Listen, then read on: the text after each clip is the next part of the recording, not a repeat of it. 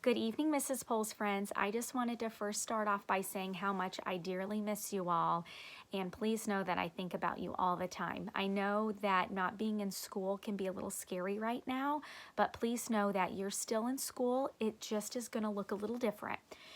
I thought, what better way for you to still stay connected with me than with a YouTube channel?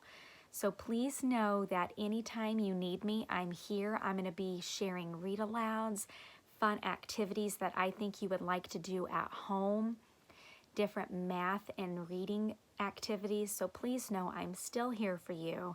And I thought, what better way to start off our YouTube channel than with a read-aloud? So you boys and girls have dove into chapter books like crazy this year.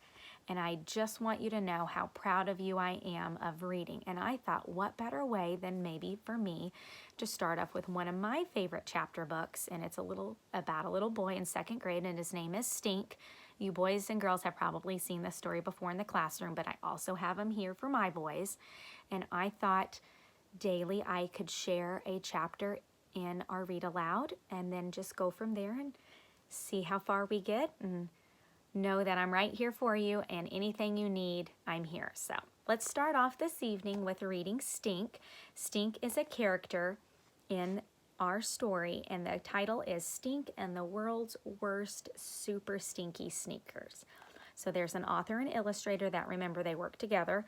We have Megan McDonald and illustrated by Peter H. Reynolds. So here's Stink. Looks like he's going to get into some mischief here. I wonder what he can do. This is a fictional story. Remember that genre.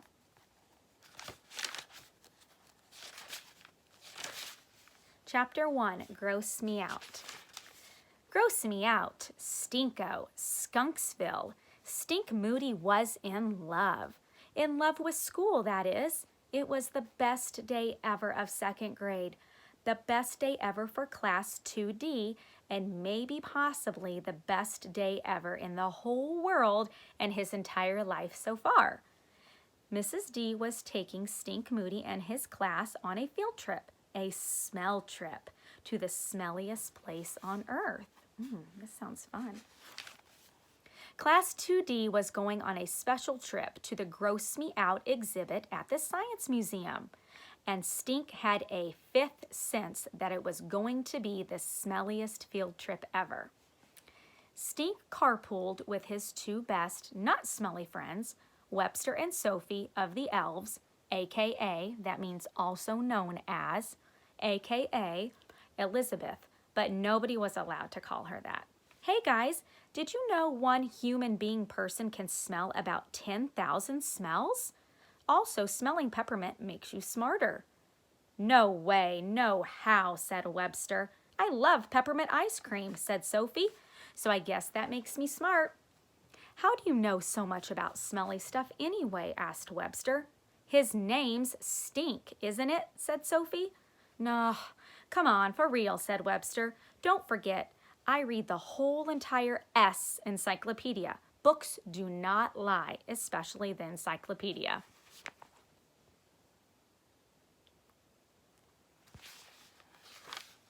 Class 2D followed their teacher into the museum. Stink ducked as he stepped through a pair of ugly red lips and giant chomping teeth at the entrance to the wonderful world of smelly stuff. There's a lot of descriptive words in this story. Slimy, oozy, stinky, gooey. There were beeps and toots and blinking lights in every direction. Where to start? The vomit machine? Musical farts? The burpometer? Stink could not decide. I think there's a giant nose here somewhere, he told his friends. I saw the picture in the paper. There they are. There's Stink. Count me out, said Webster. Where's the giant nose? Where there's a giant nose, there could be... ... Remember, that means it continues.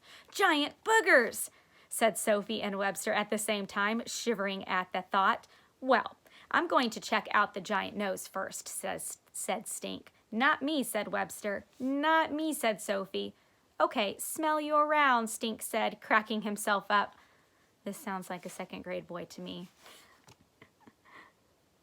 I hope you girls like it too.